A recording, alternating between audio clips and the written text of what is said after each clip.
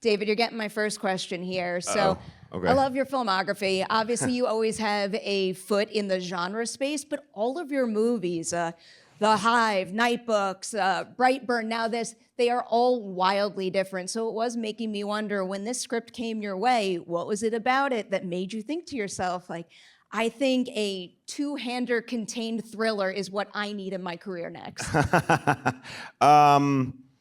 Okay, if I'm being totally honest, and I guess I will be for all of you, I read it.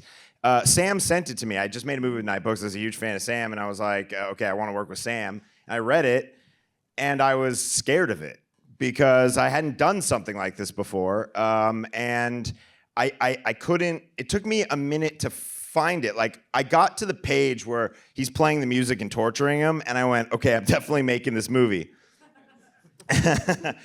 But it took me a minute to like find it, you know, like find my take on it, like how, like why me?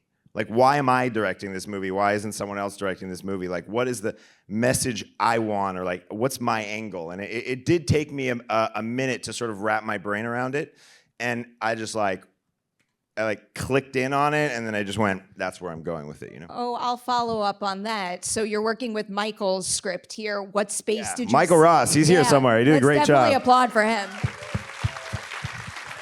I see you. I imagine you get a top-tier script from him, but what's... Yeah, it was great. It was great, but I was scared of it. Yeah. What's the space that you found in it that made you say to yourself, like, I can bring this to screen in a way that feels uniquely my own as a director? It was that scene where he's torturing him, he's playing it over and over and over again, and I went, I think I'm rooting for William right now, you know, like, and I'm enjoying what he's doing, and so I started to go, this is like funny and it's cruel, but I'm like kind of a little bit on his side. So there was a piece of me that was like, there's a lot. Fucking psycho. There was just like a lot. I just felt like he could have a lot of fun, and so it was that, and it was an opportunity. So okay, this is a longer story, whatever. So at the end of Brightburn, you know, I said earlier I made a lot of movies, a lot of music videos, and Mike and I and all of us, we worked together a lot. So I'd go over to VFX and I'd be able to speak that language. I'd go over here, I'd be able to speak that language. Then I'd go talk to an actor, and I would have no idea what to say to an actor, you know? And I found myself looking into Elizabeth Banks' eyes and just being like, I don't know what to say to you, you know? You're a big famous person, and I'm me. And so at the end of it, I went to James Gunn, if you don't, I mean, I think that's obvious, but James Gunn, and I said, okay, I told him my predicament, and he said, go to acting school. And I went, all right. And I signed up for acting school. I started doing scenes. This guy, Ben Davis, he said he's the best. Go to Ben Davis. You're welcome, Ben Davis. But that is really what he said.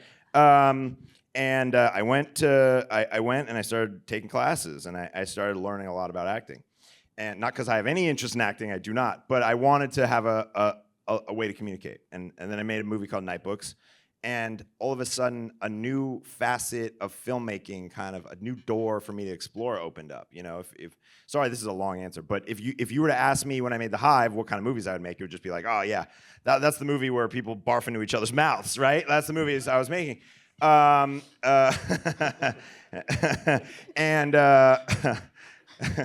And now, you know, so I started making Nightbooks and work, you know, really focusing on the performance, you know, we made a kids movie, and 20 minutes in, when you're having that turn to act 2, like the big set piece is a conversation between a bunch of actors, and I just found myself really pulling on that thread, and you could draw a line from that moment of me as a director going, I got to learn more. I'm going to go to acting school, to sitting next to you, working with Anthony Hopkins. Like, it just became the real joy I got out of this was it started working with them and like finding these characters. And so I guess that's the answer. So, That's the real answer. Honestly, it's a long answer that I think is well worth saying. I'm just such a big believer that everybody in this industry doesn't have to experience every single job, but it can only help you to fully understand what someone in your cast or crew goes through when they make a movie in order for you to do your best work. I love that. Bill, I'll build on that with you now. So, went and studied acting. What is something about David on this set as an actor's director that you appreciated and think makes him stand out? Yeah, you do a lot of line readings for me. Yeah. No, I mean, David's a fucking treat to work with, and I had a similar thing when I read the script. I was like, "What the fuck?" You know, like. I don't know, and there was something very unique about it. I've never done this. Like, I'm like, it's just gonna be no other actors, just me in a car. This sounds amazing. And then I just missed all of my other actors so much. Like, really, it was such a unique thing of doing essentially a whole movie without co-stars. You know, yes, we had the voice of Anthony Hopkins at times pre-recorded. Also, our wonderful first AD reading a lot of the lines. So you know, Dave and I met with David and just we really just hit it off. And I'm like, oh man, like all right, just you know. And Dave was just like, it's just gonna be you, me, in a car, buddy. and that's what it was. Like that was the experience. Like I think that we really sort of leaned on each other like in a massive way because. It's a very performance-driven movie, and it's like okay, so you know, 10 different colors of torture, and like or whatever. But like you know, it's like how should we play this? Like, what have we used this corner of the car? What about can we try that corner? It's a great scene. Look at that backdrop. Like, ooh, yeah. But there was it was tough. It was tough. It was at times torturous for me, for real. But I just could not have done it without David, and it was I think our partnership was yeah. I feel the same. You know that, right? Right. It's really something else. There's so many impressive elements of this movie, but I do think the success of all those elements really does hinge on your performance and Anthony Hopkins' performance. So make this a little awkward for you right now. David, when Bill first came your way to take the role of Eddie, what was it about him that gave you confidence that he can do it? And I'm also wondering if Bill taking that role changed how you pictured Eddie when you first signed on to direct. That's a good question. First of all, yeah, I was a big fan of Bill's, admittedly. I thought he was such... I mean, I loved you as a clown, man. That was amazing. Yeah. And I was excited to meet you. I was excited to meet him. Wow, I'll say him, because it makes it a little intimate, doesn't it? I was excited. We're going to make out at the end of this. Yeah. Give the people what they want.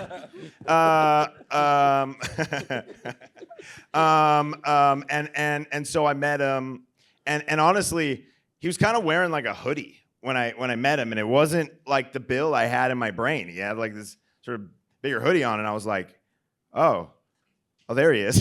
You know, I saw it in him, and then we started talking, and he like started to like kind of embody it a little bit. I could kind of see him, and I liked him, and I was like, I can be trapped in a car with this guy for, you know what I mean? Like, can you imagine doing this movie with someone I couldn't be stuck in a car with for? That would have been a totally different. So I was like, okay, you and I are gonna go on a journey together. Yeah, I mean, you remember, like, we met on Zoom first, and yeah, I was like, if you decide. First of all, I said, are you sure you want to do this? Because it was just a big ask. There's a lot of things happening.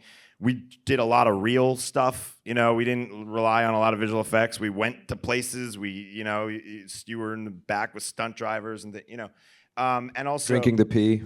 Drinking the pee. That's right. Okay, I'll tell this story. Yeah, should I tell this story? So I learned, TikTok taught me about myself that I find people retching really funny, and they have on it a, you have to say it, Sustrami? Surströmming. Yeah, that. So there's like a challenge on TikTok, and if you open it, you start to retch and find it really disgusting, and so... It's a very, very, very, very fermented fish, Yeah, that's Swedish right. delicacy. Yes. That only the toughest, most hardcore bitches like. Yes. It's a kinky thing. Yeah, it is. So on TikTok, people just open the can and start like vomiting all over their friends. And You're like, hell yeah. I was like, hey, Bill, what if I made the pee, the juice that's in that can, so you'd really retch, so I could really, because it doesn't look real, you know? People pretend to retch all the time, and it's fake. So the point of all that to say, you were really going to go through it. And also, it was so much weighing on you, you know? And you were in, man. I didn't drink the surströmming, though. Yeah. And at one point, I'm like, because I felt it insulting as well. I was like, you don't think I can, like, fucking gag for real? And, like, we did, I think, like, a couple without the surströmming and then with it. Yeah. And I was like, it's not that bad, actually. You know, You kept saying that. You kept saying that. You're like, no, it works, right? I'm like, I could tell him that. I'm like, no, that was all acting, man. I can drink this shit. Fucking fermented fish, pour it down my throat. Grant, who's here somewhere, like opened the can, and oh, there he is. Yeah, he opened the can, and how'd that go? All right, you liked it. Bill, I got to follow up. I ask this question every once in a while, and it tickles me. So I'm going to ask it to you now. I'm always curious, what is the most seemingly simple, everyday thing that human beings do that is the most difficult to replicate as an actor? I guess now I have to add retching to the list, but I always say things like fake driving or fake waking up, fake sneezing, something like that. Yeah, I think sneezing is, I think, probably almost, impossible to pull off. I've never tried it. The floor is yours. Challenge accepted. You're giving me ideas for the sequel. The sneeze.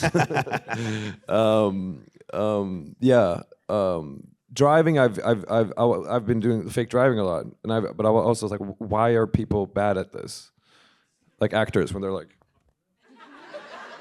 it's like, have they never driven a car before? Like, you know what I mean? Like, it's in the old movies for sure. They were like, it's like the car would just do this the whole time. Dude, that's how I drive. That is how you drive. It's that or looking at the person you're talking to for just a little too long. Yeah. That always makes me nervous. Yeah. More seriously now with your character here, one of the things that I love about this movie most is that it's a physical thriller and also a psychological thriller. And I don't know if you like to do backstory work like this, but if you do, is there any backstory you developed for Eddie that maybe we don't necessarily see or hear directly in the film, but we can feel informing, you know, the choices he makes and how he carries himself in this situation? Yeah, for sure, for this one. I mean, and there's all these little hints of his backstory in the movie. Like, you find out more about him, and that was the first thing that, you know, David talked about. It's like, all right, who's this guy and what is he from? And we, you know, I draw from childhood friends of mine or whatever. Like, I'm like, oh, I know a couple of Eddies. And it's, you know, this kind of guy with a big heart, but just can't help but fuck up everything around him, you know. But it's an endearing quality, and it's just like, oh, he just can't not be Eddie, you know. And that was something that I that drew me to the character as well. Like, this kind of like, I don't know, like, I think I've always wanted to play like a little street weasel. Fuck boy, street weasel. Yeah, I don't know. So that was something fun about, like, you know, this kind of like urban kid, you know, who became a dad too early and is just struggling to make it all work. It's very relatable and you know, so I had a lot of sort of empathy for him and that, you know, and then so there was like I had sort of, I mean, I don't. whatever. It's just I don't write a book or whatever. But I was like, I need to figure out the relationship with his girlfriend or ex. I don't think that they are together anymore. But she's in the co-parenting. Like, so there was like a whole thing of like, okay, when did they meet? And like trying to just flesh out this character's life more. And then we had fun. I mean, this, like the look of the character. I'm like, I just dye his hair and like stubble and like the tattoos was a fun process. I don't know. He just kind of came alive and autumn, costume and finding that and like it was a big debate. It's like, are we going pink or are we going blue with the hoodie? And I'm really glad we went with pink because like we also knew like it's a crazy thing where when doing this movie that I didn't. I mean, there's not that many backdrop, right? It's just like the hoodie, the color of his fucking clothes, are gonna be in the movie the whole time. Like, you know what I mean? So like, it's a big choice to make because it's like, okay, what's the palette of the movie? Is it pink? Yeah, it turns out it is pink, but that because the car is very beige. Yeah, no, you're right. Like if you count pixels in the movie, the amount of pixels that are pink, because of that hoodie. It's like a tremendous amount of the movie. It's a much bigger decision than you think. Than normally, What are those like colorscapes people buy from films where it's like the dominant color from each frame? I would love to see how much of yours is pink. Oh, right. Yeah. I would too. Yeah.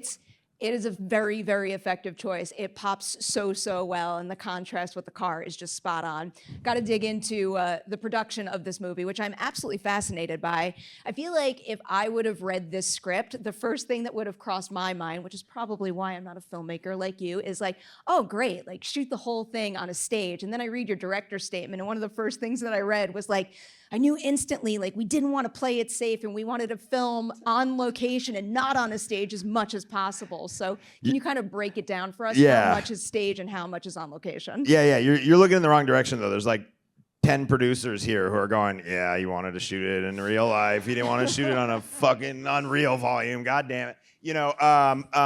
I'm just not like...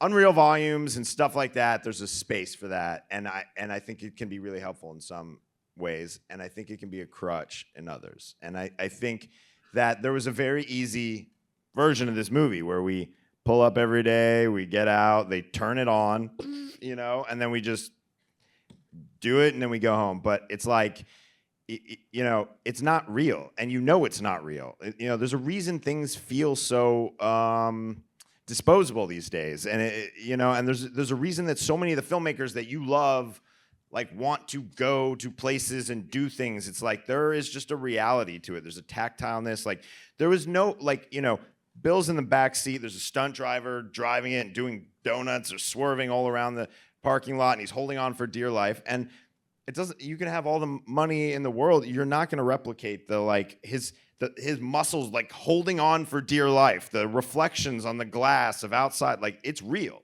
and it's real when you see it, and you might be able to watch a movie and see it and get caught up in the dream or whatever, but on some level, that it's fake. And I feel like I have like a relationship with my audience. I feel like I'm like, come on, I'm going to tell you a story. And it's like nap time. You're going to go into this dream, and I'm going to kind of take you on this little dream, And every time something feels fake or inauthentic, every time you could see that it was shot in front of a TV or something, a big TV, like it just wakes you up a little bit from the dream, and it breaks that sense, I think it was a very effective choice. Now I want to look at the car. I have many questions about this car. I guess the first big broad one I have is when you first signed on, what did you picture this car looking like, and how does that compare to the finished version everyone just saw in the film? Okay, it went on a real journey. So one of the things that I thought immediately when I started reading the script is I'm not really a car person. I don't know anything about cars, I'm like, I'm not a car, like a lot of my friends are car guys. They'll like talk about cars. I don't know, drive like a Bronco, like I just, I'm just not a car guy. And so, but what's interesting is I also really like taking on projects that I can just become totally obsessed with stuff and like learn things and study things. And so I found myself, me and Grant, really speaking to literally chasing down. I chased down a car designer on Instagram.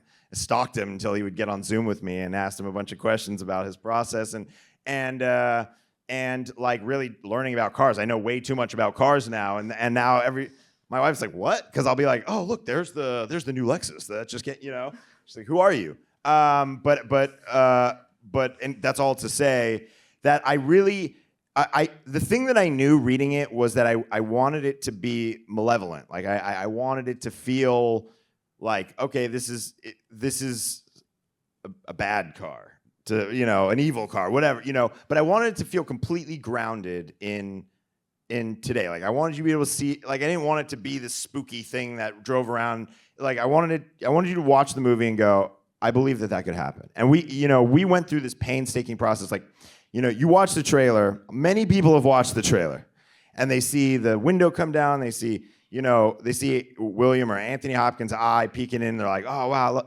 that's a cool moment. But what they don't often notice is that the window lowers and the glass is like this thick, because that's really what armored glass would be like. And so Grant and I and some other people, like we just really went deep on how this would happen. Like if I wanted to build a car and trap someone in there for a while, like what would I do? And how would I actually do it? So, so that was really where my head was, like making it real. Very, very effective and well done. I'll build on that with you now, Bill. So correct me if I'm wrong on any of this. There's the stunt car, there's the hero car that's like fully built out exterior and interior that can drive around. And then there's also the interior where the whole thing can, I guess, not necessarily come apart, but to a point where you can handle lighting and camera and all that. Between all those sets, I guess, like which one intimidated you the most? Which was the most difficult to figure out and make feel authentic for you? Yeah, I hated that car at the end of the shoot. I don't know. I mean, the one that actually the one that because we had one that was that we built on the stage that could the doors could move. There's the great opening shot of Eddie just going in, and the camera just keeps doing laps, right? So good. And that's all practical, so it's like that's movie magic. Like they're literally moving doors and built like this car is like, like a Transformers, right? Just like out in, and like, we did like how many takes of that? Because it was like, that was the scariest day of my life, dude. Yeah.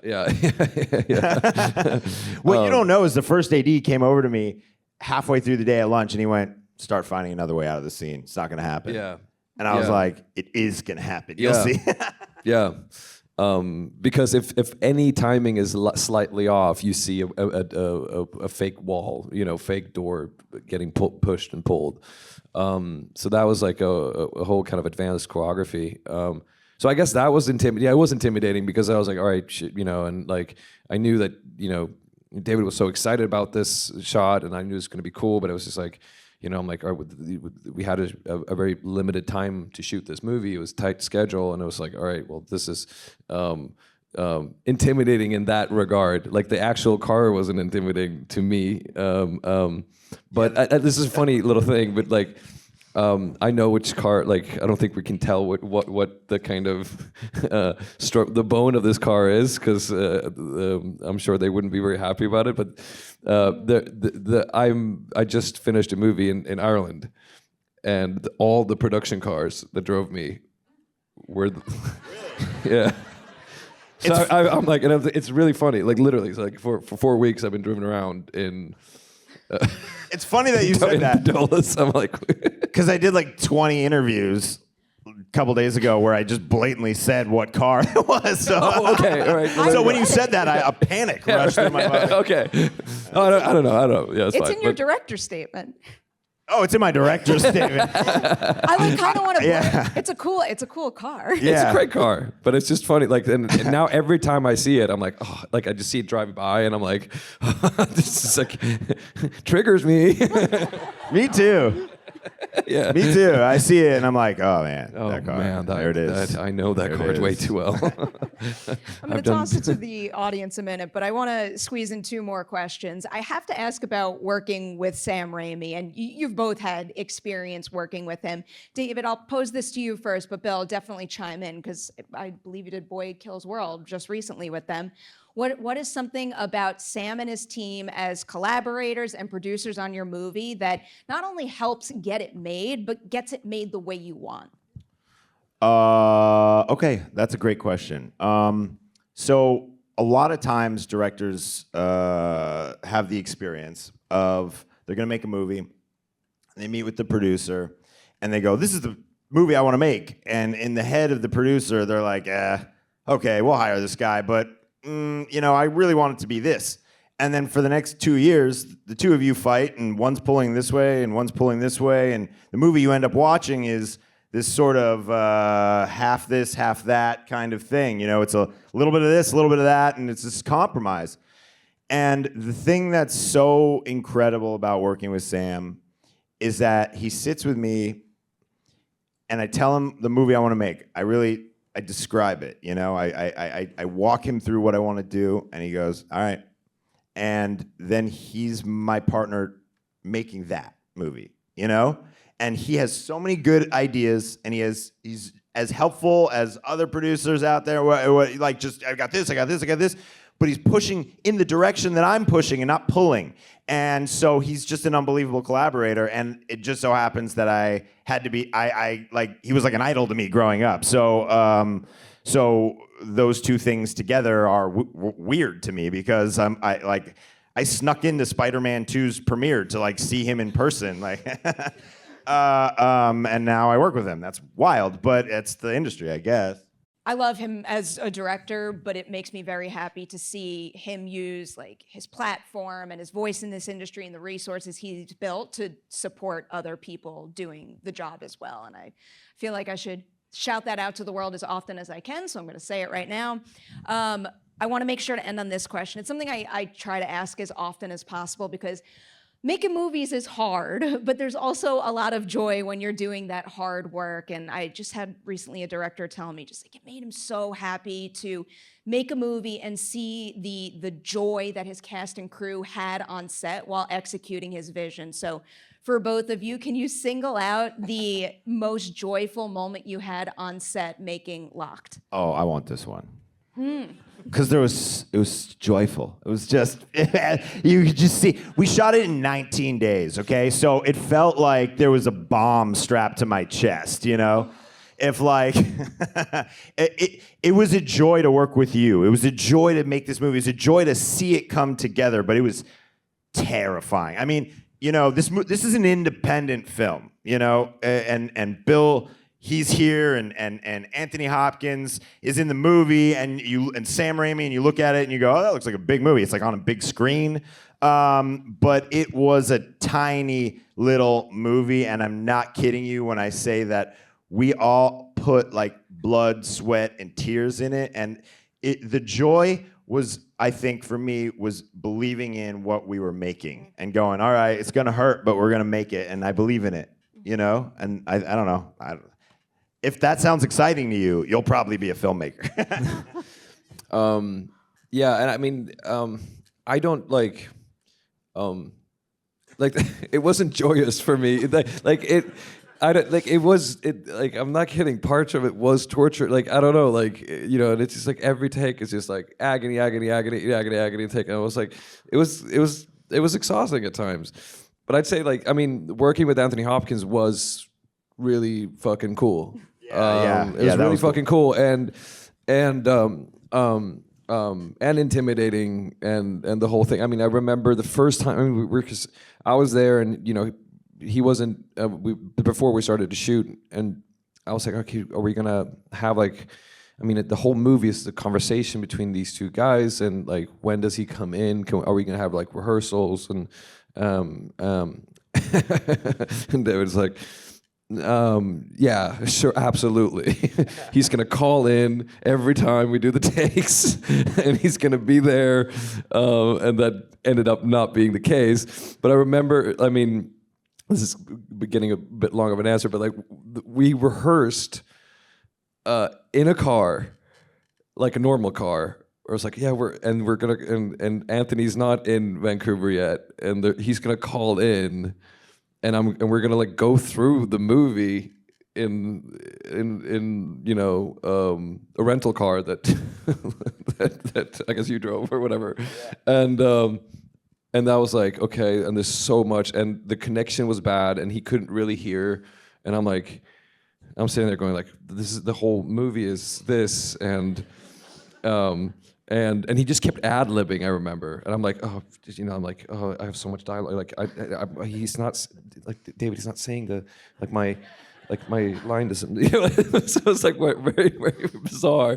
But then he showed up, and he had, you know, he had so, I mean, he loved this character, and he had so many ideas, and a very sort of William perspective that wasn't, part of it was in the script, but a lot of it he came with, you know, and then the scenes that we did, the kind of back and forth maniacal laughing blood, like the just insanity of that, of these, like, you know, when Anthony went, it's like, just two crazies in a car, Bill. Just two crazies. And I'm like, yeah. But that, and then that, you know, I don't know, something happened on that. I mean, it was tough, but we just started improvising. A lot of that is just improvising, and he started improvising, and I started improvising, and it just became this like kind of full-on crazy, two crazy people in a car being crazy and improvising, and just the dynamic with that, and it's fun to see it as well. But I mean, that was a bit of magic, and then like afterwards you're out of it, or you're like, I'm on my way home from set, and I'm like, I just danced with Sir Anthony Hopkins, and boy did we dance. I'll tell you, I went home. I went to the place we were staying, and my wife was there. You know, like she wasn't on set that day. I got home, and she was like, "How was it?" And I said, that was the best day of filming I've ever had. I was like, I think we captured magic. Like, I just watched two of the greatest living actors like go at each other. Like, and I mean, sure, the script supervisor at one point was just like, "What's the point of anything?" And Michael Ross, the writer, who's amazing, he came into the tent. He's like, someone said, like, hey, what's going on? You know, did you write it? He's like, it's great. Just let him keep going. You know, and I'd go over and I'd be like, you gonna let an old man talk to you like that, man? Like, fucking hit back. You know, like, and I would kind of egg him on a little bit, and it felt like we were all, you know, it felt like we were going off a cliff together. We were just like, and I just went home and I went, if that scene works, it's gonna be cool. Can confirm it's very, very cool. Oh, thank you. All right, we're gonna try to squeeze in 2 questions. I saw the first hand right over there.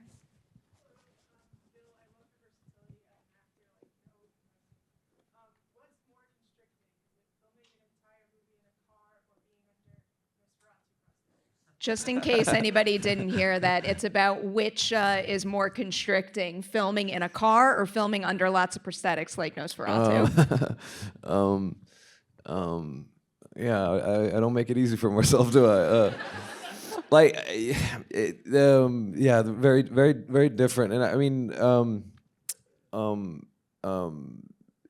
the having a lot of prosthetics on is physically restrictive and annoying and stuff, but there's also a great sort of liberation in it, like, and for that character as well. I was like, all right, you know, like when we rehearsed that movie and I didn't have the makeup on, I'm like, I hate myself so much. Like I just can't. I need the face to perform through it, you know, and then it becomes liberating. I'm like, I am a 300-year-old fucking vampire, and you know, like, you know, so there's something to that. With this one, it was like, I just, you know, I really missed my like the you know, and I did like that's also why I appreciated the dance with Anthony Hopkins. You know, like so much of this production is just like, it's just me and a camera and Dave, and it's just and a first AD reading lines, and so there was this kind of thing of a challenge in the space was helpful because he is trapped in a car, so that's should be restrictive, but the thing of and I think at one point I was like, this is the whole movie is a fucking self-tape. You said that to me and I laughed about it for like a week. I was like, oh my God, it is. Yeah. I'm so sorry, Bill. There's no, what am I looking at when I'm talking? Like, there's nothing, it's like, well, I keep your eye line kind of here, rolling, and you're like, and part of acting, at least for me, is you have to kind of give in to this illusion that you have to really believe that this is happening, and that becomes harder when there's a camera here and there's a little cross here, and the first AD is overperforming William's dialogues at the time. No. We love you, Pierre. If you're watching Pierre, right now. No, Pierre's awesome. He was great. But you know what I'm saying? It was just like the fakery of it. You had to kind of because it's a crazy thing that we're doing, but you have to go to this place where you believe that this is real, even though it's not. All right, one more. I'm going to go right there. That's the hand that I saw first. I promise I will lose sleep over not picking the rest of you. Thanks. If you were trapped in the car yourself, what condition would you hate the